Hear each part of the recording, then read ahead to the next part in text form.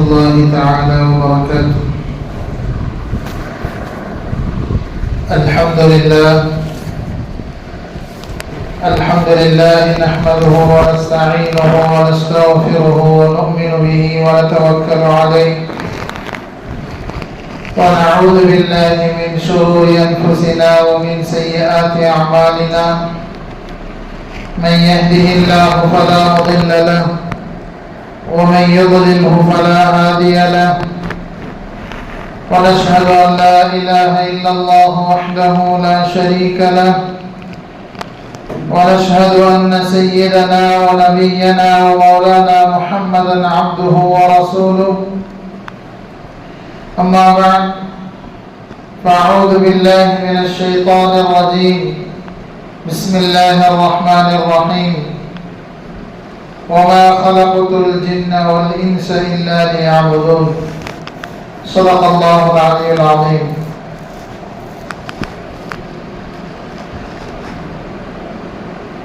فقال رسول الله صلى الله عليه وسلم: الدنيا كلها متاع وخير متاع الدنيا المرأة الصالحة.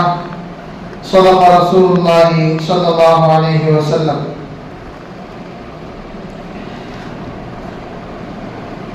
கண்ணியத்திற்கும் மரியாதைக்கும் உரிய தாய்மார்களே, சகோதரிகளே, நாம் எல்லாம் புனிதமிக்க இந்த ஜுமாவுடைய நாளிலே மார்க்கத்தினுடைய விஷயங்களை கேட்பதற்கும் அதன்படி அமல் செய்வதற்கும் எண்ணம் கொண்டவர்களாக அந்த ஆர்வத்தோடு நாம் வந்திருக்கிறோம். அல்லாஹ் தபாரக் வ தஆலா நம்முடைய இந்த வருகையை ஏற்றுக்கொள்வானாக. அல்லாஹ் இதன் மூலம் நமது உள்ளத்திலே ஈமானிலே உறுதியை அல்லாஹ் நசீபாக்கி தருவானாக. மேலும் வாழ்க்கையில் பல நல்ல அமல்கள் செய்வதற்கு அல்லாஹ் தௌஃபீக் செய்வானாக. மேலும் அனைத்து விதமான ஹலாலான ஹாஜத்துகளை அல்லாஹ் நிறைவேற்றி தந்தல் புரிவானாக. எல்லா விதமான பலா முசீபத்துகளையும் விட்டு அல்லாஹ் நம்மை காப்பாற்றி தந்தல் புரிவானாக.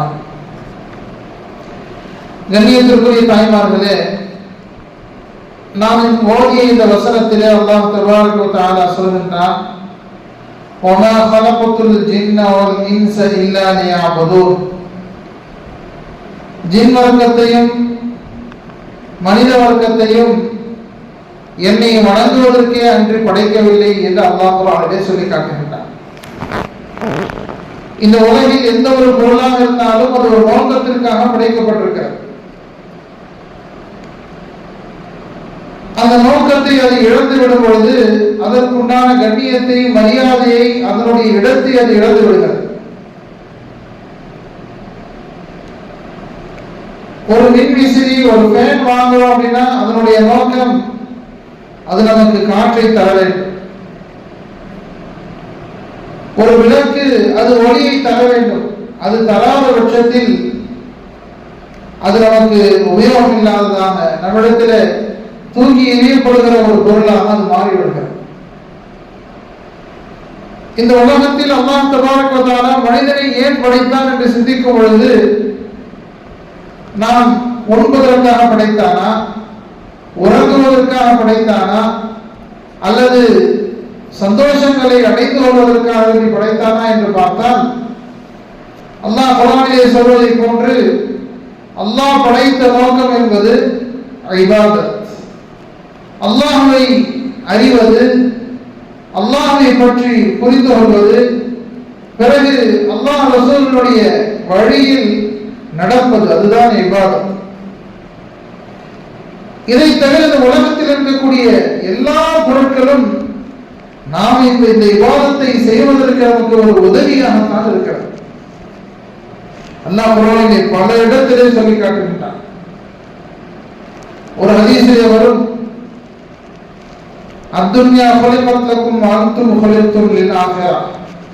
முழு உலகமும் அது உங்களுக்காக படைக்கப்பட்டிருக்கிறது.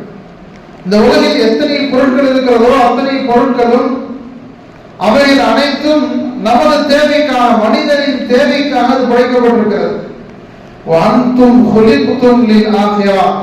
நீங்கள் மறுமைக்காக, மறுமையை தயார்படுத்திக் கொள்வதற்காக நீங்கள் படைக்கப்பட்டிருக்கிறீர்கள் என்று ஒரு ஹதீஸிலே வரும். அப்படி பார்த்தால் இந்த உலகத்தில் இருக்கிற எல்லா பொருளும், அது உணவாக இருந்தாலும் சரி அல்லது வாகனமாக இருந்தாலும் சரி, மரம், செடி, கொடிகள், உலகத்தில் இருக்கக்கூடிய சூரியன், சந்திரன் அனைத்தும் மனிதனுடைய தேவைக்கு, மனிதனுடைய உதவிக்காக வேண்டி அவைகள் படைக்கப்பட்டிருக்கிறது. சஹ்ரலக்கும் மாஃபிஸ் ஸமாவாத்தி வல் அர்த், வானத்திலேயும் பூமியிலேயும் இருக்கக்கூடிய அனைத்து பொருட்களையும் அல்லாஹ் உங்களுக்கு வசப்படுத்தி கொடுத்திருக்கிறான். வசப்படுத்தி கொடுத்துள்ளான் என்று சொன்னால் அவைகள் நமது கட்டுக்கோப்பிலே, நமது கண்ட்ரோலிலே இருக்கிறது. மனிதன் எல்லா பொருளையும் கண்ட்ரோல் செய்ய முடியும். எல்லா பொருளையும் அவன் தன் கைவசப்படுத்தி வைத்திருக்கிறான். எதற்காக அல்லாஹ் இத்தனை பொருளை கொடுத்தான்? நாம் அல்லாஹ்வை வணக்கம் புரிய வேண்டும், அவனை நாம் வணங்க வேண்டும், அவன் சொல்படி நடக்க வேண்டும், நமது வாழ்க்கையை அவனது ஷரியத்தின்படி நாம் அமைத்துக் கொள்ள வேண்டும், அவனுக்கு எந்த காலத்திலேயும் மாறு செய்யக்கூடாது என்ற ஒரே ஒரு நோக்கத்திற்காக வேண்டித்தான் இந்த முழு உலகமும் நமக்கு படைக்கப்பட்டது. ஆனால் இந்த நிலைமைகள் என்று மாறிவிட்டன. நாம் என்ன நினைக்கிறோம்? உலகத்திலே வாழ்வதற்கு தான் நாம் வந்திருக்கிறோம் அப்படின்னு நினைக்கிறோம். இது மற்ற மனிதர்கள் யாருக்கு குர்ஆனும் ஹதீஸும் கொடுக்கப்படவில்லையோ, மார்க்கத்தின் போதனைகள் கிடைக்கவில்லையோ, மார்க்கத்தின் பற்றிய விளக்கங்கள் இல்லையோ, அவர்கள் எப்படி சிந்திக்கலாம்? அப்படி சிந்திக்கிறார்கள், அவர்கள் அப்படித்தான் வாழ்கிறார்கள். முஸ்லிம் அல்லாத ஒரு மனிதனிடத்திலே சென்று நீங்கள் கேட்டால், எதுக்கு இந்த உலகத்துல நீங்க சம்பாதிக்கிறீங்கன்னு கேட்டா, என்ஜாய் பண்றதுக்கு, லைஃப் நாங்க என்ஜாய் பண்ணணும் அப்படின்னு சொல்லி அவங்க சொல்லுவாங்க. இன்னொரு சொல்லுவாங்க, லைஃப் இஸ் ஃபெஸ்டிவல், வாழ்க்கை என்பது ஒரு திருவிழா போல, செலிபிரேட், அதை நீங்கள் கொண்டாடுங்கள் என்று சொல்லி எத்தனை விதத்திலே அவர்கள் கொண்டாட முடியுமோ அத்தனை விதத்திலேயே இந்த உலகத்திலே அவர்கள் கொண்டாடி கொண்டிருக்கிறார்கள். அவருக்கு எந்த கட்டுக்கோப்பும் கிடையாது. ஆனால் ஒரு முஸ்லிமை பொறுத்தவரை, ஒரு மூமினான ஒரு ஆண் பெண்ணை பொறுத்தவரை இந்த உலகத்தில் நாம் அப்படி வாழ முடியாது. அல்லாஹ் கொடுத்திருக்கக்கூடிய இந்த ஷரியத்தை ஏற்றுத்தான் நாம் வாழ வேண்டும். இன்னும் சொல்ல போனால் ஒரு மூமினான மனிதனுடைய வாழ்க்கை என்பது இந்த உலகில் தீன் உருவாவதற்கு பாடுபட வேண்டும். தீனோடு வாழ்வது என்பது ஒன்று. நாம முஸ்லீமா இருக்கிறோம், நம்ம தொழுகிறோம், நம்ம திக்ர் செய்யறோம், இது ஒன்று. இன்னொன்று, இந்த உலகத்திலே தீன் தழைக்க வேண்டும், அது சிறக்க வேண்டும் என்று பாடுபடுவது அதை விட மிகச்சிறந்த ஒன்று. நமது முன்னோர்கள் அது ஆண்களானாலும் சரி பெண்களானாலும் சரி, அவர்கள் இந்த மார்க்கத்திற்காக வேண்டி எத்தனை பெரிய தியாகங்களை அவர்கள் செய்திருக்கின்றார்கள். நீங்கள் வரலாற்றை எடுத்து பார்த்தால் முஸ்லிம் பெண்மணிகளுடைய வரலாறு என்பது மிகச்சிறந்த ஒரு வரலாறு, வீர வரலாறு. அவர்கள் இஸ்லாத்திற்காக வேண்டி, மார்க்கத்திற்காக வேண்டி அனைத்தையும் தியாகம் செய்திருக்கிறார்கள். ஒரு சாதாரண மனிதனாக இருந்தும் தியாகம் செய்திருக்கிறார்கள், பெரிய செல்வந்தராக இருந்தும் தியாகம் செய்திருக்கிறார்கள், மிகப்பெரிய அரசாட்சியிலேயும் இருந்தும் கூட இந்த மார்க்கத்திற்காக வேண்டி அவர்கள் தங்கள் வாழ்க்கையை தியாகம் செய்திருக்கிறார்கள்.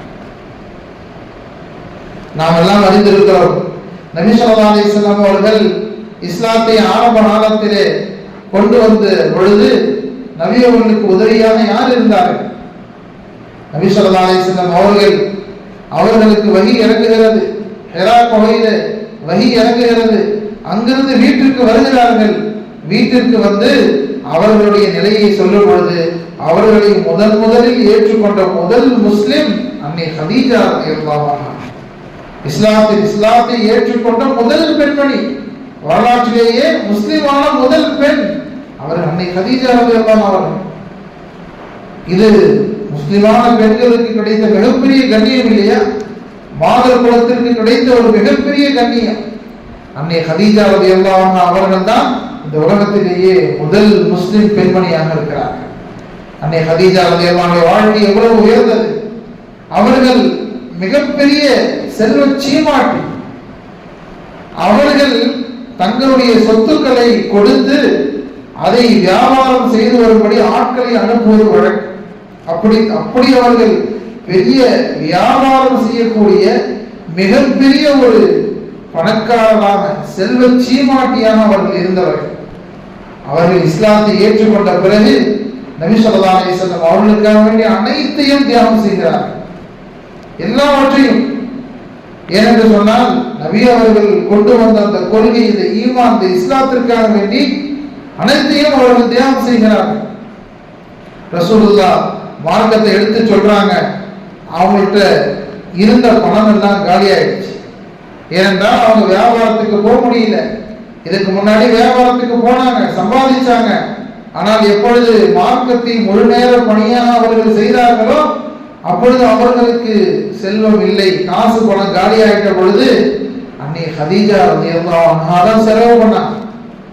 அவங்களுடைய முழு சொத்தையும் அதற்காக அளித்தார். ஹதீஸிலே வரும், ஒரு தடவை அன்னை ஆயிஷா ரலியல்லாஹு அன்ஹாவுடைய வீட்டிலே ரசூலுல்லாஹ் இருக்கும் பொழுது என்ன செய்வாங்க, பேசிக்கிட்டே இருக்கும் பொழுது பேச்சு வாக்குல அன்னை ஹதீஜாவை அவங்க நினைவு கூறுவாங்க. அன்னை ஆயிஷா ரலியல்லாஹு வீட்டில் இருக்கிறாங்க, மறைந்து விட்ட மௌத்தாகிவிட்ட அன்னை ஹதீஜாவை பத்தி அவங்க பேசுவாங்க. ஹதீஜா அம்மா இப்படி செய்வாங்க, ஹதீஜா அம்மா இப்படி செய்வாங்கன்னு சொல்லிட்டு ரசூலுல்லாஹ் தன்னுடைய மனைவியை பற்றி புகழ்ந்து சொல்லிக்கிட்டே இருக்கிறாங்க. அன்னை ஆயிஷாவும் ஒரு மனைவி, ஒவ்வொரு மனைவி இடத்துல இன்னொரு மனைவி பத்தி புகழ்ந்து பேசும் பொழுது நிச்சயமா அவங்களுக்கு கோபம் வரும். ஒரு பெண்ணிடத்துல இன்னொரு பெண்ணை புகழ்ந்து பேசினா கோபம் வரும். அன்னை ஆயிஷா ரலியல்லாஹு அன்ஹா ரொம்ப அவங்களுக்கு கொஞ்சம் ரோஷம் வந்துச்சு, கோபம் வந்துச்சு. அவங்க கேட்டாங்க, யா ரசூலுல்லாஹ், மௌத்தா போயிட்டு அந்த கிளவியை போய் நினைச்சிட்டு இருக்கிறீங்களே அப்படின்னு சொல்லி ஒரு வார்த்தை சொல்லிட்டாங்க. மௌத்தா போன அந்த கிளவியை போய் என்ன நினைச்சிட்டு இருக்கிறீங்களே, நாங்களாம் சின்ன வயசு கொண்டு குமரியா இருக்கிறோம், அந்த கிளவி எதுக்கு நினைக்கிறீங்க என்று சொன்ன பொழுது நபி ஸல்லல்லாஹு அலைஹி வஸல்லம் அவர்கள் உணர்ச்சி வசப்பட்டார். சொன்னார்கள், சொத்தகத் இல் குஸ்தித்து, இந்த உலகமே என்னை பொய்ப்படுத்திய பொழுது, இந்த உலகமே என்னை, நான் நபி இல்லை, அல்லாஹ்வுடைய தூதர் இல்லை என்று சொன்ன பொழுது என்னை உண்மைப்படுத்திய ஒரே ஜீவன் அன்னை ஹதீஜா ரலியல்லாஹு அன்ஹா. இந்த உலகத்துல நான் கொண்டு வந்த ஈமான ரகசியமா சொல்லும் பொழுது யாருமே என்னை நம்ப தயாராக இல்லாத பொழுது அன்னை ஹதீஜா ரலியல்லாஹு அன்ஹா அவர்கள் தான் என்னை ஏற்றுக்கொண்டார்கள், என்னை உண்மை என்று சொன்னார்கள். அது மட்டுமல்ல, எனக்கு துன்பம் வரும் பொழுது அவர்கள் தான் எனக்கு ஆறுதல் சொன்னார்கள். ஒவ்வொரு நாளும் நபி ஸல்லல்லாஹு அலைஹி வஸல்லம் அவர்கள் மக்காவுடைய தெருக்களிலே நடந்து செல்லும் பொழுது காபிர்கள் அவங்க என்ன செய்வாங்க, ரசூலுல்லாஹ் மேல கொண்ட அந்த கோபத்தின் காரணமாக மண்ணை தூக்கி வீசுவாங்க, மண்ணை வாரி தூற்றுவார்கள். சில பேர் திட்டுவாங்க, இன்னும் சில பேர் ரசூலுல்லாஹ் மேல எச்சி துப்புவாங்க, சிலர் கையில கிடைக்கிற அந்த குப்பை கோலெல்லாம் தூக்கி போடுவாங்க. நபி ஸல்லல்லாஹு அலைஹி வஸல்லம் அனைத்தையும் பொறுத்து கொண்டு அனைத்து மக்களுக்கும் இஸ்லாத்தை எடுத்து வைத்துவிட்டு பிறகு களைத்து வீடு திரும்பும் பொழுது ரசூலுல்லாஹ்வுடைய மேனி முழுக்க தூசியாகவும் ஒரு சில குப்பைகளின் அந்த துகள்களும் அந்த காற்றிலே படித்த அந்த தூசுகளோடு வீட்டுக்கு வருவாங்க. அவர்களை அரவணைத்தார்கள் அன்னை ஹதீஜா ரலியல்லாஹு அன்ஹா. அந்த பாக்கியம் அவர்களுக்கு கிடைத்தது. அது மட்டுமல்லாமல் நபி ஸல்லல்லாஹு அலைஹி வஸல்லம் அவர்களுக்கு வேண்டிய அத்தனை உதவிகளையும் ரசூலுல்லாஹ் அவங்களுடைய காசு பணத்தை தான் காசு மாதிரி எடுத்து செலவு பண்ணாங்க. எல்லாத்தையும் இந்த தீனுக்காக வேண்டி கொடுத்தார்கள். அது மட்டுமல்ல, ஒரு நேரத்தில் அவர்கள் ஷுஐப் அபீ தாலிப் என்கிற அந்த கணவாய்க்கு மத்தியிலே அந்த மக்களை அடைத்த பொழுது நபி ஸல்லல்லாஹு அலைஹி வஸல்லம் அவர்களையும் அவர்களின் குடும்பத்தார்களையும் ஊரை விட்டு ஒதுக்கி வைத்து ஷுஐப் அபீ தாலிப் கணவாயில் அடைத்து வைத்த பொழுது அந்த நேரத்தில் அன்னை ஹதீஜாவும் அங்கு வந்து சேர்ந்து கொண்டார்கள். உண்ண உணவில்லை, அந்த இடத்திலே வறுமை, பட்டினி, யாருமே அவங்களுக்கு உணவு கொடுக்கக்கூடாது என்று ஊருடைய மக்காவில் இருந்த அந்த காபிர்களுடைய கட்டளை, யாருமே உணவு கொடுக்க தயாரா இல்லை. அன்னை ஹதீஜா மிகப்பெரிய சீமாட்டியாக இருந்தும் செல்வ செழிப்பாக வாழ்ந்தும் நபி ஸல்லல்லாஹு அலைஹி வஸல்லம் அவர்களுக்காக வேண்டி அவர்கள் தங்களுடைய எல்லாவற்றையும் துறந்தார்கள். தங்களுடைய சிறப்பான சந்தோஷமான அந்த வாழ்க்கையை தொடர்ந்து அங்கு பஞ்சத்திலேயும் பசி பட்டினிலேயும் இருந்தார். அந்த ஷாரு அபி தாலிபில் இருந்து கணவாயில் இருந்து வெளியே வரும் பொழுது அவங்களுக்கு ரொம்ப உடம்பு சரியில்லாமல் போயிடுச்சு. ரொம்ப கடுமையான உடல்நிலை சரியில்லாமல் போய்விட்டது. நபி ஸல்லல்லாஹு அலைஹி வஸல்லம் அவர்கள் ரொம்ப வருத்தப்பட்டாங்க. அவங்க அந்த வருடம் வஃபாத் ஆகி விடுகிறார்கள். அந்த வருடத்துக்கு நபி ஸல்லல்லாஹு அலைஹி வஸல்லம் பேர் வச்சாங்க ஆமுல் ஹுஸ்ன், இது கவலையின் ஆண்டு என்று நபி அவர்கள் சொன்னாங்க. ஆக ஒரு பெண்மணி அவங்க தீனுக்காக எவ்வளவு பெரிய செல்வந்தராக இருந்தார்கள். ஆனால் தாங்கள் ஏற்றுக்கொண்ட அந்த கொள்கை, இந்த மார்க்கம், இந்த தீனுல் இஸ்லாம், இதற்காக வேண்டி அவங்க அனைத்தையும் தியாகம் செய்ய தயாராக இருந்தார்கள். வரலாற்றில் இப்படி எத்தனையோ நல்ல சீதேவிகள் இருக்கிறார்கள். மார்க்கத்திற்காக வேண்டி தங்களை தியாகம் செய்தவர்கள், தங்களை கொடுத்தவர்கள், அர்ப்பணித்தவர்கள் நிறைய பெண்மணிகள் இருக்கிறார்கள். நாம் எல்லாம் கேள்விப்பட்டிருப்போம், ஃபிரௌனை கேள்விப்பட்டிருப்போம். ஃபிரௌன் எவ்வளவு பெரிய கொடுங்கோல், அவன் பண்ணாத அநியாயமே இல்லை. ஆனால் அல்லாஹ்வுடைய ஒரு மிகப்பெரிய ஒரு அதிசயம், ஃபிரௌனின் மனைவி, அவர்களுடைய துணைவியார் ஆசியா அம்மா, அவங்க முஸ்லிமாக ஆனாங்க. ஊர் உலகத்துக்கு இந்த ஃபிரௌன் சொல்றான், ஆனால் ரப்புக்குமுல் ஆலா, நான் தான் உங்களின் உயர்ந்த இறைவன், நான் தான் உங்களுடைய கடவுள், என்னத்தான் நீங்க வணங்கணும் என்று சொல்லுகிற அந்த நேரத்திலே அவனுக்கு பயந்து அந்த மக்கள் அனைவரும் அவனை கடவுளாக மதிக்கிற அதே சூழ்நிலையில் அவர்களுடைய மனைவி ராணி ஆசியா அம்மா அவங்க சொன்னாங்க, அல்லாஹ் ஒருவன் தான், லா இலாஹ இல்லல்லாஹ், அல்லாஹ் ஒருவன் தான் என்று சொன்னார்கள்.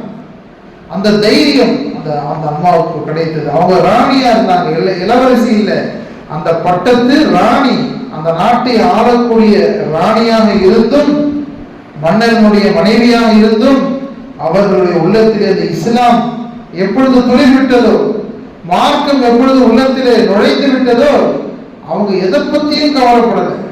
காசு, பணம், பட்டம், தான் இருக்கிற எந்த விதமான நிலைமையை பத்தி கவலைப்படலை. தன் கடவுள் தான் இந்த உலகத்துக்கு கடவுள் என்று தன்னை பிரகடனப்படுத்தும் பொழுது அந்த மனைவிக்கு எவ்வளவு பெரிய அந்தஸ்து கிடைக்கும். ஆனா அதெல்லாம் ஈமானுக்கு முன்னாடி தூசு நினைச்சாங்க. ஈமானுக்கு முன்னாடி அதை அவர்கள் துச்சமாக மதித்தார்கள்.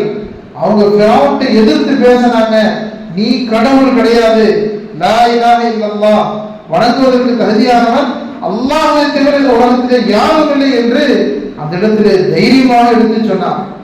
அதனால ஃபிரௌன் கோபப்பட்டான். ஃபிரௌன் மிகப்பெரிய கோபப்பட்டான்.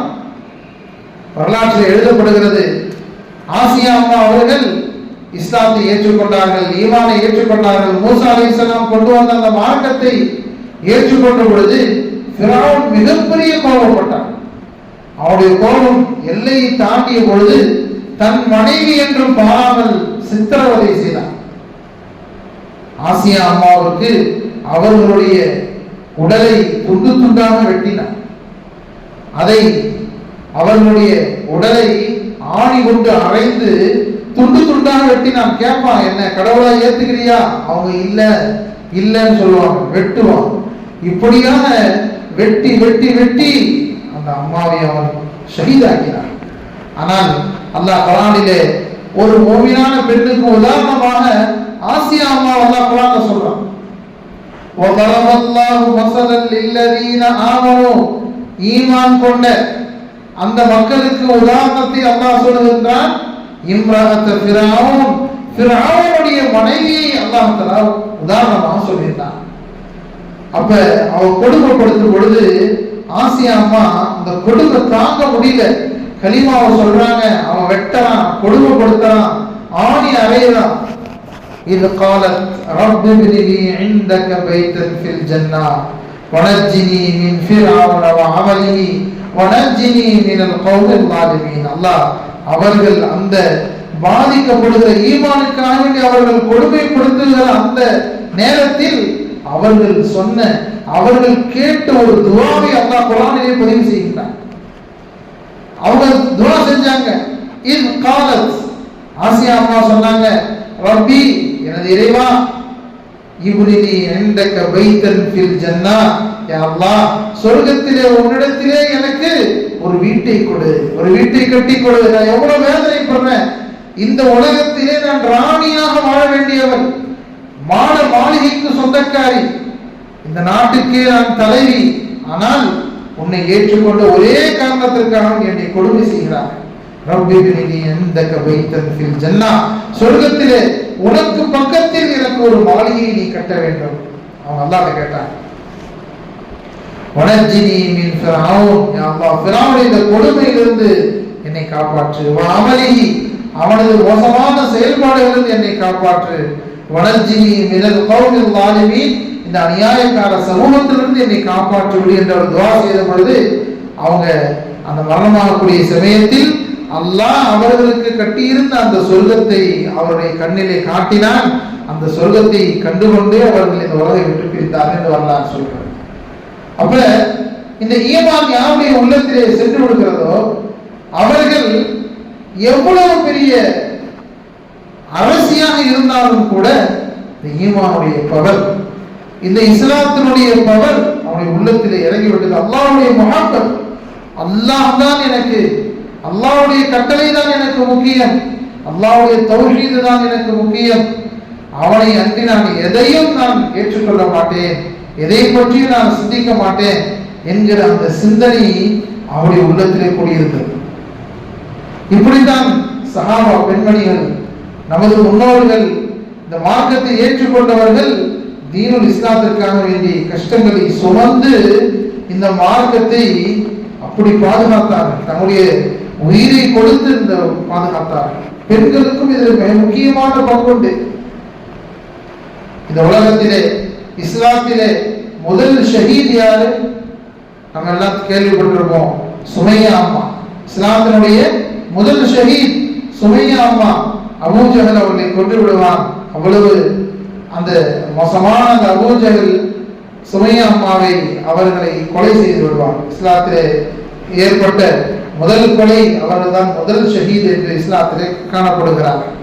அப்படி எல்லா விதத்திலேயும் இந்த முஸ்லிம் பெண்மணிகள் நமக்கு முன்னோடிகளாக இருக்கின்றார். ஏனென்று சொன்னால் பெண்கள் என்பவர்கள் சாதாரணமானவர்கள் அல்ல. அல்லாஹ் தபாரக வ தஆலா பெண்களுக்கு எத்தனையோ விதமான நல்ல தன்மைகளை கொடுத்திருக்கிறார்.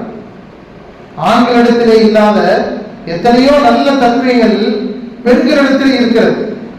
அதனாலதான் அல்லாஹ் தபாரக வ தஆலா பெண்களை இந்த தாய்மைக்கு அல்லாஹ் தேர்ந்தெடுத்திருக்கிறான். அல்லாஹ் குழந்தையை பெற்றெடுக்கக்கூடிய அந்த ஒரு கடமையை, அந்த ஒரு சேவையை அல்லாஹ் பெண்களுக்கு கொடுத்திருக்கிறான்னு சொன்னா அவங்க இடத்துல இருக்கக்கூடிய மிக நல்ல விதமான தன்மை என்ன? அவங்க ஒரு விஷயத்தை முடிவு பண்ணிட்டாங்க அப்படின்னா அதற்காக வேண்டி எல்லா விதமான கஷ்டங்களையும் சகித்துக் கொள்வார்கள். குழந்தையை பெற்றெடுக்கிறது ஒரு சாதாரணமான விஷயம் கிடையாது. ஒரு குழந்தையை பெற்றெடுப்பதுங்கிறது ஏதோ ஒரு நாள் 2 நாள் மேட்டர் கிடையாது. ஏனென்றால் ஒரு தாய்மை என்பது ஒரு நீண்ட ஒரு ப்ராசஸ்.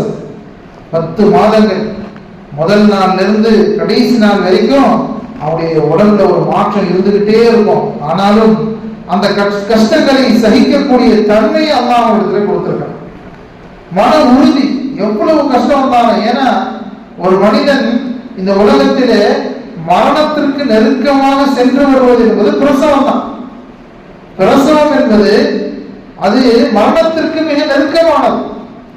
கிட்டத்தட்ட மரணத்தின் வாயிலை சென்று அடைந்துதான் அவங்க திரும்ப ரிட்டர்ன் வர்றாங்க. அந்த அளவுக்கு கஷ்டங்களை சுமக்கிறார்கள். ஆனாலும் எந்த குழந்தையும் அவங்க வெறுக்கிறது கிடையாது. எவ்வளவு கஷ்டங்கள் வந்தாலும் அந்த குழந்தை அவர்கள் பாசத்தோடு பார்த்துக் கொள்கிறார்கள், அன்போடு அரவணைத்துக் கொள்கிறார்கள். அந்த கஷ்டத்தை அதோடு மறந்துடுவாங்க. அதற்கு பிறகு வாழ்நாள் முழுக்க அந்த கஷ்டத்தை, அதை பற்றி சிந்திக்காமல் அந்த குழந்தை என்ற பாக்கியத்தை நினைத்து பெருமைப்படக்கூடியவர்களாக, அதற்காக வேண்டி தங்களை தியாகம் செய்யக்கூடியவர்களாக மாறி அப்படிவிட்டு அல்லாஹ் உயர்தரமான தன்மையை அல்லாஹ் கொடுத்திருக்கிறான். அதனால்தான் சொல்லுவாங்க, ஒரு ஆணிடத்தில் தீன் வந்தார், ஒரு ஆணிடத்துல தீன் வந்துச்சுன்னா அது ஒரு தனி மனிதன் தீன் வந்துச்சு, அவ்வளவுதான். ஆனால் ஒரு பெண் தீன்தாரியாக மாறிவிட்டார், ஒரு பெண் தீன்தாரியாக மாறிவிட்டால் ஒரு குடும்பமே, ஒரு கோத்திரமே அது தீன்தாரியாக மாறிவிடும் என்று சொல்வாங்க. இந்த பெண் நினைச்சாங்கன்னா அவங்க தான் எல்லாத்தையும் கண்ட்ரோல் பண்ணுவாங்க. எவ்வளவுதான் ஆண் குடும்பத்தில தலைவராக இருந்தாலும் கூட அந்த தலைவருடைய விஷயம் கூட குடும்பத்தில் நடக்க வேண்டும் என்று சொன்னால் பெண்களுடைய அனுமதி இல்லாமல் நடக்காது. பெண்கள் நினைத்தால் அந்த காரியத்தை சாதிக்கலாம். அதே காரியத்தை பெண்கள் நினைத்தால் அதை ஒண்ணும் இல்லாம ஆக்கலாம். ஏன்னா குடும்பத்தில் நடக்கக்கூடிய எல்லா விஷயமும் ஆண் நினைக்கிறது அப்படியே நடக்க போறது கிடையாது. மாறாக எந்த விஷயத்தை பெண்கள் விரும்புகிறார்களோ அந்த விஷயம்தான் குடும்பத்தில் நடக்கும். எந்த விஷயத்தை பெண்கள் விரும்பவில்லையோ அது ஆண் எவ்வளவு குட்டிக்காரமா போட்டாலும் அது நடக்காது. நீங்கள் யோசித்து பாருங்கள், இந்த உலகத்துல ஒரு நல்ல காரியம் அது ஒரு குடும்பத்துக்குள்ள வரணும் அப்படின்னு சொன்னா அது பெண்களிடத்துல வரணும். ஒரு பெண் தொழுகையாளியா மாறிட்டாங்க, தொழக்கூடியவர்களாக மாறிட்டாங்க என்று சொன்னால் அவர்கள் என்ன செய்வார்கள்? தானும் தொழுவார்கள். அது மட்டுமல்லாமல் தன் குழந்தையும் தொழ பழக்குவார்கள். குழந்தையும் தொழ பழக்குவாங்க. அவ்வளவு உயர்தரமான தன்மை கிடைக்கும். அது மட்டுமல்லாமல் தனது கணவனும் தொழ வேண்டும் என்று அவர்கள் நினைப்பார்கள். அவங்களையும் தொழுகையாளியா மாற்றுவாங்க. இது ஒரு பெண் நினைச்சாதான் முடியும். இது ஒரு பெண் நினைத்தால் சாத்தியமாகும். பெண்ணுக்கு அவ்வளவு பெரிய சக்தி இருக்கிறது, அவ்வளவு பெரிய பவர் இருக்குது. வெளிப்படையில் பெண்கள் பலகீனமானவர்கள், ஆனால் மன ரீதியாக அவர்கள் சக்தி வாய்ந்தவர்கள். அவர்கள் நினைத்தால் அந்த காரியத்தை செய்ய முடியும். குழந்தைய தொழக்கூடிய ஆக்கிடுவாங்க. கணவன் எவ்வளவு மோசமானவனா இருந்தாலும் திருமணத்துக்கு பின்னாடி தன்னிடத்தில் வரக்கூடிய கணவனை அவர்கள் மாற்றி விடுவார்கள். எத்தனையோ பெண்கள் மாற்றி இருக்கிறார்கள். அவங்க வாழ்க்கையில மாற்றங்கள் ஏற்பட்டிருக்கிறது. காரணம், ஒரு பெண்ணிடத்தில் தீன் இருக்கிறது. ஒரு பெண் மார்க்கப்பற்றோடு இருக்கிறாள், ஹயாவோடு இருக்கிறாள் என்பதன் காரணமாக. அதே சமயத்தில் ஒரு பெண்ணினுடைய தீன் இல்லைன்னு வைங்களேன், அவங்க மார்க்கத்தின் மீது அவங்க பிடிப்பு இல்லைன்னு வைங்களேன், அப்ப அந்த குடும்பம் அப்படியே தீனுக்கு அதுக்கு சம்மந்தம் இல்லாம போயிடும். ஒரு பெண் அனுமதி கொடுத்தானா ஒரு கணவன் தாடி வைக்க முடியும். ஒரு கணவன் தாடி வைக்கணும்னா யார் அனுமதி கொடுக்கணும்? பெண் அனுமதி கொடுக்கணும். அது மட்டுமல்ல, ஆண்களுக்கு கொஞ்சம் வயது மூப்பு காரணமாக 40 வயசு ஆயிடுச்சு, 40 வயசு 45 வயசு ஆயிடுச்சு, கொஞ்சம் நரமுடி வந்துருச்சுன்னா பெண்கள் உடனே அப்ஜெக்ஷன் பண்ணுவாங்க. என்னங்க கிளம்ப மாதிரி இருக்கீங்க, டை அடிக்கீங்க அப்படின்னு சொல்லி டை அடிக்க வைப்பாங்க. அப்ப மார்க்கம் அதை விரும்பவில்லை. கருப்பு நிறத்திலே எந்த ஒரு சாயம் பூசுவதை மார்க்கம் விரும்பவில்லை. ரசூலுல்லாஹி ஸல்லல்லாஹு அலைஹி வஸல்லம் மருதாணி பூசிக்க சொன்னாங்க, கருப்பை தவிர்த்து கொள்ள சொன்னாங்க. ஆனா பெண்கள் அதை விரும்பினா கனவு அதை செய்யறத வேற வழியே இல்லை. இன்னைக்கு நிறைய பெண்கள் அப்படி இருக்கிறாங்க. அவங்க கணவன்கள் என்ன செய்யறாங்க? நீங்க தாடி வைக்க கூடாதுன்னு சொல்ற பெண்கள் இருக்கிறாங்க. சிலர் தாடி கருப்பா இருக்கணும், டையடிங்கன்னு சொல்றவங்க இருக்கிறாங்க. இப்படி நிறைய காரணம், பெண்களிடத்தில் தீன் குறைவாக இருக்கிறது, மார்க்க பற்று குறைவாக இருக்கிறது. அதே சமயத்துல நம்ம பெண்கள் துன்யாவுடைய விஷயத்தில் ஒரு கொலை பண்ண கணவன் சிறு கொலை செய்தாலும் அதை அவர்கள் மிக கடுமையாக எதிர்ப்பார்கள். ஒரு புருஷன் ஒழுங்கா சம்பாதிக்கல, சும்மா விட்டுருவாங்களா? அவன் வீட்டுக்குள்ள என்ட்ரி ஆயிட முடியுமா? வீட்டுக்குள்ள அவன் நிம்மதியா வாழ்ந்து விட முடியுமா? முடியாது. அவன் அந்த கஷ்டத்தை இந்த வீட்டுல உள்ள போக முடியாதுன்னு தெரிஞ்சு அவன் எப்படியாவது சம்பாதிச்சு கொண்டு வந்துடும். ஏன்? பெண்கள் அந்த விஷயத்தை ஸ்ட்ராங்கா இருக்காங்க, உறுதியா இருக்காங்க. இது நல்ல விஷயம்தான். கணவன் சம்பாதித்துக் கொண்டு வருவது கணவனுடைய கடமை, அதில் எந்த ஒரு மாற்று கருத்தும் இல்லை. ஆனால் அதே சமயத்தில் அதே நேரத்தில் அந்த கணவன் தொழவில்லை என்று சொன்னால் அந்த கணவனை தொழுகையாலேயே மாற்றுவதும் பெண்களுடைய கடமை என்று யோசிக்க வேண்டும். எப்படி அவன் காசு கொண்டு வரல, அவன் சம்பாதிச்சுக்கிட்டு வரல, வாழ்க்கையை நடத்த முடியாது என்கிற பொழுது வருகிற அந்த கோபமும் அந்த ரோஷமும் அதே நேரத்தில் இந்த மார்க்கத்திற்காக வேண்டியும் வர வேண்டும். அவன் தொழவில்லை, அவன் மார்க்கப்படி நடக்கவில்லை, தீனுடைய வாழ்க்கையில் குழந்தை வாழவில்லை என்பதற்காக வேண்டி கவலைப்பட வேண்டும். அந்த ஒரு ரோஷம் இவ்வாறு வர வேண்டும். அதுதான் ஒரு பெண்ணுடைய அழகு, ஒரு பெண்ணினுடைய அந்த பரிபூர்ணத்துவம் என்பது அவரிடத்திலே தீன் இருப்பது. தீன் இல்லை என்று சொன்னால் அந்த பெண்ணுக்கு மார்க்கத்திலே எந்த ஒரு அது முக்கியத்துவம் கிடையாது. மாறாக எந்த ஒரு பெண்கள் மார்க்க பற்றோடு இருந்திருக்கிறார்களோ அல்லாஹ் தபாரக வ தஆலா அவர்களை கொண்டு மிகச்சிறந்த ஒரு தலைவியாக வரலாற்றிலே மிகச்சிறந்த ஒரு இடங்களை அவர்கள் பெற்றிருக்கிறார். இந்த உலகத்துல எத்தனையோ பெரிய பெரிய இமாம்கள் அவங்க உருவாகினாங்க அப்படின்னா அவங்களுக்கு பின்னாடி அவர்களுடைய தாயாருடைய அந்த ஒரு முயற்சியும் அவர்களுடைய மார்க்க பற்றும் இருந்தது. நாம் எல்லாம் கேள்விப்பட்டிருப்போம். அப்துல் காதர் ஜீலானி ரஹ்மத்துல்லாஹி அலைஹி அவருடைய சம்பவத்தை யாரும் கேட்காம இருக்க முடியாது. அவ்வளவு பிரபல்யமான சம்பவம்.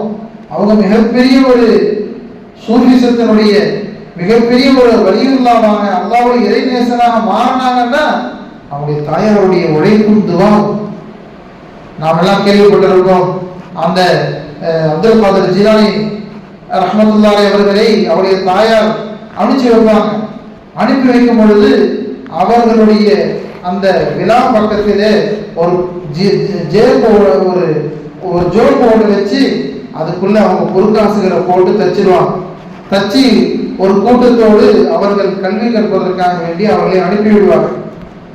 போகிற வழியில அந்த இடத்துல சில கொள்ளைக்காரர்கள் அந்த கூட்டத்தை கொள்ளையடிச்சிருவாங்க. அந்த வியாபார கூட்டத்தை கொள்ளையடிச்சிருவாங்க. அப்படி கொள்ளையடிக்கும் பொழுது எல்லாரும் பயப்படுவாங்க. இந்த அப்துல் காதர் ஜீலானி ரஹ்மத்துல்லாஹி அவங்க சின்ன வயசு. அவங்க இடத்துல வந்து அந்த கொள்ளைக்காரன் கேட்பான், அவங்ககிட்ட என்ன இருக்கு எடு, என்ன வச்சிருக்க நீ அப்படின்னும் பொழுது அவங்க சொல்லுவாங்க, என்கிட்ட பொற்காசு இருக்குது, எனக்கு என்கிட்ட 100 பொற்காசு இருக்குது, தங்க காசு இருக்குதுன்னு சொல்லுவாங்க. எல்லாரும் பயந்து காசுகளை மறைக்கும் பொழுது இந்த சிறுவர் மட்டும் தைரியமா உண்மை சொல்லுவார். அவனுக்கே ஆச்சரியமாயிரும். ஏன் நீ பயப்படலையா? நாங்க கொள்ளையடிக்க வந்திருக்கிறோம், உங்க காசுதான் நாங்க திருடிக்குவோம், நீ பொய் சொல்ல வேண்டியதானே இல்லைன்னு சொல்லிட்டு நீ அக்கல் பக்கத்துல இருக்கிற ஜோபி யாருக்கு தெரிய போகுது அப்படின்னு அவன் கேட்கும் பொழுது அவங்க சொன்னாங்க, இல்ல இல்ல எனது தாயார் என்னை அனுப்பும் பொழுது நீ மார்க்க கல்வி படிக்க போற, தீனுடைய விஷயங்களை தெரிந்து கொள்ள போகிறாய், நீ எந்த காலத்திலேயும் எந்த நிலைமையிலேயும் உன் வாயிலிருந்து பொய் வந்து விடக்கூடாது என்று தாயார் சொன்னாங்க. அதனால நான் பொய் சொல்ல மாட்டேன்னு சொன்ன பொழுது அவர்கள் மனம் மாறினாங்க. அந்த கொள்ளைக்காரர்கள் மனம் மாறினார்கள். ஒரு சின்ன குழந்தை எப்படி உண்மை பேசுது? அது நினைத்திருந்தால் பொய் சொல்லி இருக்கலாம். ஆனாலும் அல்லாஹ்வுக்கு பயந்து ஒரு சின்ன குழந்தை இப்படி உண்மை பேசும் பொழுது நாம வாழ்க்கையெல்லாம் கொள்ளடிச்சு ஹராம வாழ்றோமே என்று அவர்கள் மனம் திரும்பியதாக வரலாறு சொல்லுவது. இதுக்கு காரணம் யாரு? அந்த குழந்தைக்கு இந்த விஷயத்தை சொன்னது யார்? அவர்களுடைய தாயார். அந்த தாயாருடைய உழைப்பு. அவர்கள் அல்லாஹ்விடத்தில் கேட்ட துவா, யா அல்லாஹ் என் குழந்தை நல்ல ஒரு தீர்த்தாரியாக வளர வேண்டும், அது பரிசுத்தமாக இருக்க வேண்டும், ஹலாலான வாழ்க்கையை வாழ வேண்டும் என்று அவர் கேட்ட அந்த துவாவின் பிரதிபலிப்பு தான் இந்த உலகமே போற்றுகிற வலியுல்லாவாக மிகப்பெரிய ஒரு சூஃபியாக அவர்கள் மாறினார்கள் என்று வரலாறு சொல்கிறது. இந்த உலகத்திலே நாம் பேசி வரும் என்ன சொல்றோம்? குர்ஆன். இந்த குர்ஆனுக்கு பின்னாடி ஹதீஸ் இருக்குது இல்லையா? இந்த ஹதீஸ்ல மிகச்சிறந்த கிதாப் என்னது? நம்முடைய வாழ்க்கைக்கு ரொம்ப அவசியமா இருந்த குர்ஆனும் ஹதீஸும். அப்ப ஹதீஸ்ல ஃபர்ஸ்ட் இருக்கக்கூடிய கிதாப் என்ன என்று சொன்னால் அது புகாரி. எல்லாரும் சொல்லுவாங்க இந்த உலகத்திலேயே குர்ஆனுக்கு பின்னால் மிகச்சிறந்த கிதாப் என்பது அது சஹீஹுல் புகாரி. புகாரி என்கிற அந்த ஹதீஸ் தொகுப்பு என்று எல்லோரும் சொல்வார்கள். முழு உலகமும் அதை ஏற்றுக்கொண்டிருக்கிறது. அந்த இமாம் புகாரி, அவருடைய பெயர் முஹம்மது, அவருடைய தந்தையார் பெயர் இஸ்மாயில், முஹம்மது பின் இஸ்மாயில் அல் புகாரி. அவங்க எப்படி ஒரு மிகப்பெரிய ஒரு ஆலிமா மாறினாங்க, இந்த உலகமே போற்றுகிற ஒரு இமாமா எப்படி மாறினாங்க என்று சொன்னால் தாயாருடைய அந்த துவாரம். அவங்க நினைச்சாங்க தான் குழந்தை நல்லவனா வாழணும், இந்த உலகத்திலே தீனை பரப்புகிற ஒரு நல்ல ஒரு குழந்தையாக என் குழந்தை வர வேண்டும் என்று இமாம் புகாரி ரஹ்மத்துல்லாஹி தாயார் நினைச்சாங்க. அல்லாஹ் தபாரக வ தஆலா இமாம் புகாரி ரஹ்மத்துல்லாஹி தந்தையார் அவங்க 2 வயசா இருக்கும் போதே வஃபாத் ஆயிட்டாங்க. சின்ன வயசுலயே அவங்க யதீமா மாறிடுறாங்க. சிறு வயதிலேயே தந்தை இழந்த யதீமாக அனாதையாக மாறிடுறாங்க. தாயிட்ட வளர்றாங்க. தாய்க்கு ஒரே கவலை, என் பிள்ளைய நல்ல முறையில வளர்க்கணும். 2 பசங்க அவங்களுக்கு, அஹ்மது பெரிய பையன், முகம்மது சின்ன பையன். இப்ப 2 குழந்தை. என் குழந்தைகளை நல்ல முறையில வளர்க்கணும்னு அவங்க ஆசைப்படுறாங்க. இப்படி ஆசைப்பட்டு ஒரு நாள் இருக்கும் பொழுது இமாம் புகாரி ரஹ்மத்துல்லாஹி அவர்களுக்கு ஒரு நாள் திடீரென கண் பார்வை தெரியாம போயிடுச்சு. என்ன காரணம்னு தெரியல, அவங்களுக்கு கண் பார்வை தெரியல. ஏற்கனவே அனாதையா இருக்கிறாங்க, தந்தை இல்லாத குழந்தைகள், தாயார் தான் கஷ்டப்பட்டு அவங்களை வளர்த்துக்கிட்டு இருக்கிறாங்க. அதுல சின்ன குழந்தை முகம்மது அவங்களுக்கு கண் தெரியாம போயிடுச்சு. ரொம்ப கவலைப்பட்டாங்க. தாயுடைய உள்ள துடிச்சிருச்சு. இரவும் பகலும் அல்லாஹ்விடத்திலே கையேந்தினார்கள். தஹஜ்ஜுதுல துஆ செஞ்சாங்க. துஆ செஞ்சுக்கிட்டே இருந்தாங்க. துஆ செய்யாத நாள் இல்லை. குறிப்பாக தஹஜ்ஜுதுல எழுந்து அல்லாஹ்விட துஆ செஞ்சாங்க. ஏனென்றால் இந்த உலகத்திலே மறுக்கப்படாத சில துஆக்கள் இருக்கு, மறுக்கப்படாத சில துஆக்கள் இருக்குது. அந்த துஆக்கள் என்றும் மறுக்கப்படுவது கிடையாது. ஒரு பெற்றோர் தன் குழந்தைக்கு செய்யக்கூடிய அந்த துஆ எந்த காலத்திலேயும் மறுக்கப்படாது. ஒரு பெற்றோர், அது தந்தையோ தாயோ, தன் குழந்தைக்காக செய்கிற அந்த துஆ இருக்குது, அது எந்த காலத்திலேயும் மறுக்கப்படாது. அதற்கு மிகப்பெரிய ஒரு அந்தஸ்து இருக்கு. அல்லாஹ் அதற்கு மிகப்பெரிய அந்தஸ்தை கொடுத்திருக்கிறான். இன்னைக்கு நம்ம துஆ செய்யறது இல்லை. இன்னைக்கு நம்ம துஆ செய்யறது கிடையாது. பொதுவாகவே நம்ம துஆ செய்யறது இல்லை. நம்மளுக்கு நேரம் கிடையாது. தொழுதுட்டு உடனே நம்ம கிளம்பி போற சுச்சுவேஷன் தான் இருக்கிறோம். 5 நிமிஷத்தோட தொழுவுக்கு நமக்கு டைம் கொடுக்க தயாரா இல்லை. அதுல துஆவுக்கு எங்க நேரம் இருக்குது? தஹஜ்ஜுதுல யாரும் எந்திரிக்கிறது இல்லை. காரணம், இரவெல்லாம் நம்ம முடிச்சு நைட்டு 12 மணி 1 மணி வரைக்கும் செல்லு பார்க்கறாங்க, எல்லாரும் தூங்கிடுறாங்க. ஃபஜ்ருக்கு எந்திரிக்கிறதே பெரிய கவலையா, ஒரு பெரிய தியாகமா போகுது. அப்படி துஆவுக்கு நம்மளுக்கு நேரம் இல்லை. ஆனா பெற்றோருடைய துஆவும் இருக்குதே, அல்லாஹ்விடத்திலே மிகப்பெரிய ஒரு அந்தஸ்தை உடையது. இமாம் புகாரி அவர்களுடைய தாயார் ஒவ்வொரு நாளும் அழுது அழுது அழுது துஆ செய்யறாங்க. யா அல்லாஹ், என் பிள்ளைக்கு எப்படியாச்சும் கண் பார்வை வந்துடணும். நான் என் பிள்ளையை எவ்வளவு பெரிய ஆளாக்கணும்னு நினைச்சேனே, என் பிள்ளைக்கு இப்படி ஆயிடுச்சு. யா அல்லாஹ், உன்னை தவிர இந்த உலகத்துல யாரும் அதை சரிப்படுத்த முடியாது. என் குழந்தைக்கு ஏற்படுற நோய் எப்படியாச்சும் நீக்கணும்னு அல்லாஹ்ட்ட கேட்டு கேட்டு ஒரு நாள் துஆ செஞ்சுக்கிட்டே தூங்கிடுறாங்க. தூங்கும் பொழுது கனவிலே சையதுனா இப்ராஹிம் அலைஹிஸ்ஸலாம் வருகிறார். இப்ராஹிம் அலைஹிஸ்ஸலாம் வந்து அவங்க சொல்றாங்க, தாயே கவலைப்படாதீங்கம்மா, அல்லாஹ் உங்க துஆவை ஏற்றுக்கிட்டான், அல்லாஹ் உங்க துஆவை ஏற்றுக்கொண்டான். நீங்கள் அல்லாஹ்விடத்திலே கையேந்தி அந்த கையேந்துதல் அது வீணாகி விடவில்லை, அதை அல்லாஹ் ஏற்றுக்கொண்டான். உன் குழந்தைக்கு அல்லாஹ் பார்வையை திரும்ப தந்து விட்டான் என்று சொல்லிவிட்டு சென்றார்கள். திடுக்கிட்டு எழுந்துக்கிறாங்க. பார்த்தா கனவு. அவரோட கனவு பார்த்தமே, கவலையோடு இருக்கிறாங்க. காலையில குழந்தை எந்திரிக்கும் போது பார்வையோடு எந்திரிக்கிறாங்க. இமாம் புகாரி ரஹ்மத்துல்லாஹி தாயாருடைய துஆவின் பரக்கத்தினால் அவங்களுக்கு கண் பார்வை கிடைச்சிச்சு. இமாம் புகாரி ரஹ்மத்துல்லாஹி சொல்லுவாங்க, எனது தாயினுடைய துஆ, நான் இன்னைக்கு இவ்வளவு பெரிய ஆளா இருக்கிறேன் அப்படின்னா நானா இல்ல, என் தாயின் துஆ, என் தாயின் துஆவின் காரணமாக அல்லாஹ் எனக்கு இவ்வளவு உயர்ந்த அந்தஸ்தை கொடுத்திருக்கிறான். இமாம் புகாரி ரஹ்மத்துல்லாஹி அந்தஸ்து சாதாரண அந்தஸ்து கிடையாது, சாதாரண ஒரு அந்தஸ்து கிடையாது. அவர்கள் தனது புகாரியிலே 7000க்கும் மேலான ஹதீஸ்களை பதிவு செய்திருக்கிறார்கள். ஒரு ஹதீஸை எழுதுறதுக்கு முன்னாடி அவங்க குளிப்பாங்க. ஒரு ஹதீஸை எழுதுறதுக்கு முன்னாடி அவங்க குளிப்பாங்க.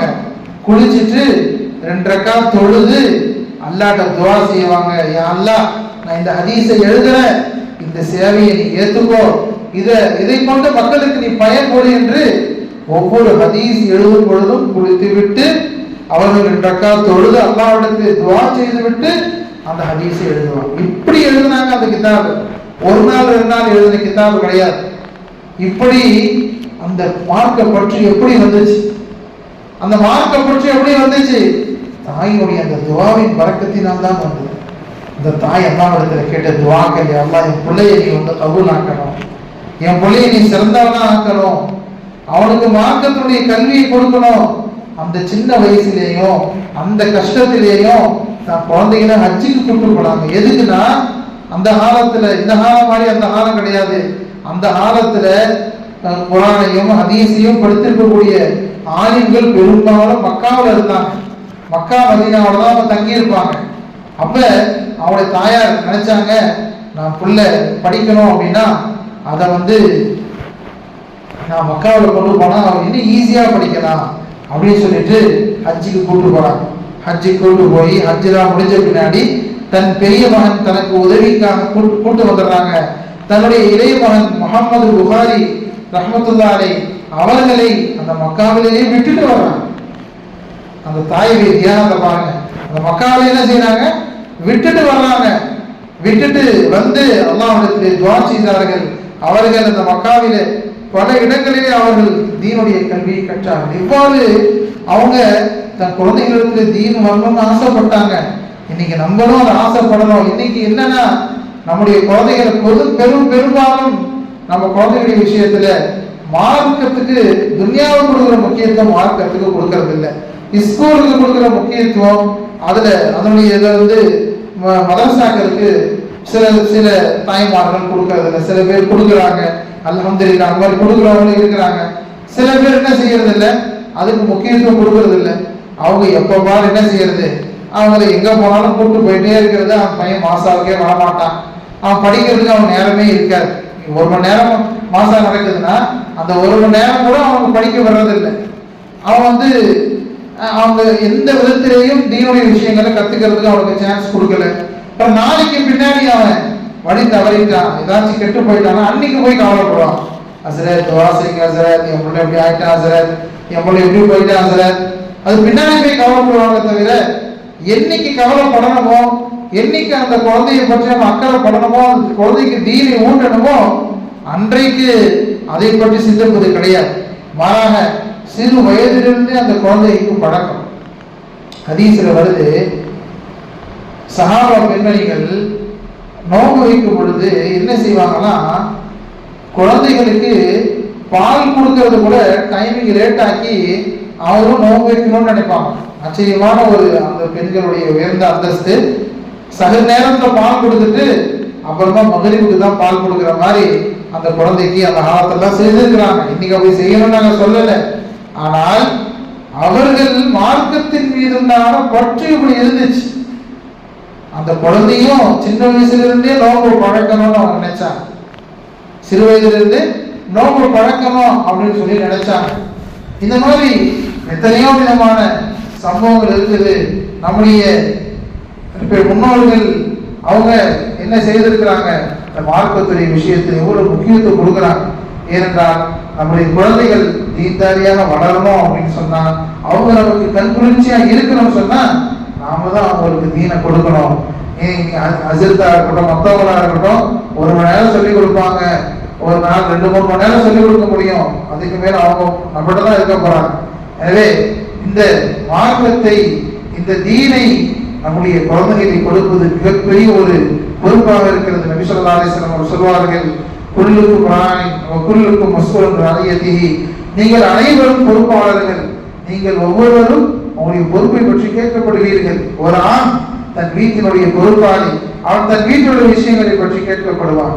ஒரு பெண் தனது கணவனுடைய வீட்டில் இருக்கக்கூடிய குழந்தைகள் மற்ற பொருட்களுடைய பொறுப்பாளியாக இருக்கிறார்.